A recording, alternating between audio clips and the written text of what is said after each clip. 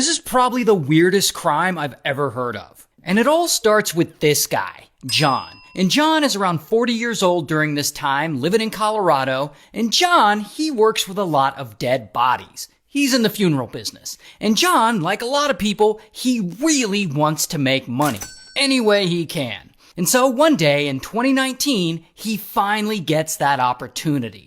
Because at the funeral home, some of the makeshift refrigeration units they use for storing the bodies, they stopped working properly. And so the bodies, they're not being refrigerated like they're supposed to. And I guess Jon, he doesn't want to spend the money to fix all of this, because instead of making the repairs like a normal human being would, he just continues to store the bodies in this facility anyway. And so these bodies, which are not being properly refrigerated, they just start decomposing. And no one realizes this is what's going on because I think it's just him and his wife working there. And this is great for Jon because now he's making extra profit because he still charges clients the same amount he did before, but now he doesn't have to pay for the cost of refrigeration. And he must be saving a ton of money doing this because once he starts doing it and he sees how easy it is to cut corners, he decides, this is great. I think I'll cut even more corners. So he does a complete overhaul and he starts running the whole funeral home differently. Like customers will pay him to cremate or bury their loved ones, and Jon will just straight up not do it because cremation and burial costs him money. So instead, he'll just take the body and store it in the funeral home warehouse to decompose with the others. But he'll tell the family of the deceased that he did properly dispose of the body. So basically, he doesn't dispose of the corpses, he lets them pile up in various states of decay while he pockets the service charges, which is just vile.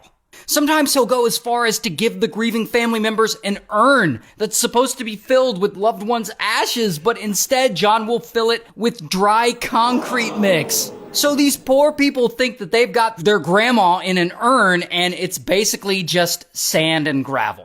And at least 2 different times, he delivers the wrong body for burial. And he'll hide the mistake from the family because the caskets are closed, so they'll never know. So he's just like, here's your loved one's body, and it's another random person's body instead. So imagine that you buried your relative and you later find out that you didn't really bury them, that there's actually a completely different person in that grave that you've been visiting. That is all kinds of messed up. But I guess it must be profitable because bro keeps doing it. And he knows what he's doing is bad because he does whatever he can to hide it. Like he blocks out windows and doors to the place so that people can't see in. He restricts access to certain parts of the building. He's always making up bullshit excuses as to why people shouldn't go in. And over time, the funeral home starts to smell. Because of course it does. There are bodies constantly piling up and decomposing in there. And so he has to make up excuses as to where the smell is coming from. And he's like, I've been studying taxidermy. That's why the place stinks all the time. And I guess people believe him. And if you think all that is bad, if you think that this guy can't sink any lower, it gets much worse. Because one day in 2020, kaboom, the COVID-19 pandemic hits. And everyone is scrambling and people are out of work and a lot of businesses are suddenly closing down. And in order to prevent a lot of these businesses from closing shop for good and crashing our economy, the US government starts providing emergency financial aid to a lot of these places, aka PPP loans, which were called loans but aren't really meant to be paid back. So if you qualify for the loan, it's kind of like free money. And so Jon decides to take advantage of this and he starts ripping off the US government. And so Jon, along with his wife, this woman, Carrie, Jon and Carrie run the funeral home together. So she's involved in all this too, allegedly. And so Jon and Carrie, they start submitting PPP loan applications using false information. But boom, it works. Suddenly they got free COVID-19 relief money in their pockets. And then in 2021, I guess they start to run out of room from all the bodies piling up. And so they go and they buy a second funeral home location. I assume with some of that PPP money, which, speaking of PPP, they also get another big payment of COVID relief money that same year. Then the next year in 2022, they get a third payment from the PPP loan program, giving them a grand total of $882,000 in government relief funds alone over the past 3 years. So now, of course, Jon and Carrie have a lot of money. Money that they scammed from the government, money that they saved from not properly storing the bodies they're supposed to store. And you know they're not going to spend this money on repairing the refrigeration equipment or whatever. No.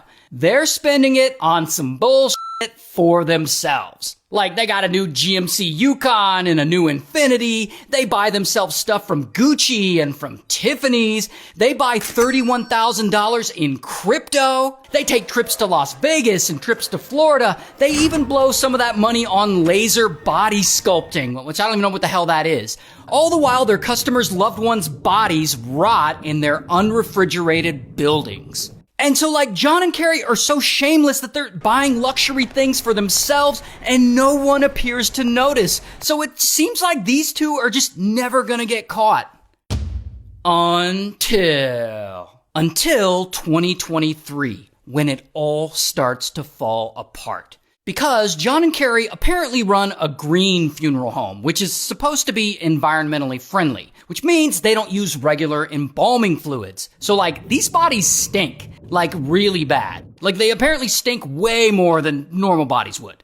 And one day, the sheriff's office in the county where Jon and Carrie's second funeral home is located, they get a call from someone reporting about a horrific odor. An odor coming from the funeral home. The next day, the Colorado state government hits Jon up, and they want to check out Jon's funeral home because there had been a report that it stinks. And Jon, he tries to bullshit them like, oh no, I was learning taxidermy there. But whatever. Eventually, they get a warrant to search the place, and the FBI from Denver shows up one day, and they finally get inside, and they find 190 bodies. 190 bodies all stacked up on top of each other in this small bug-infested building. Some of them had been dead for years. Some of them had been sitting there since 2019, which means that they had been sitting there for over 4 years.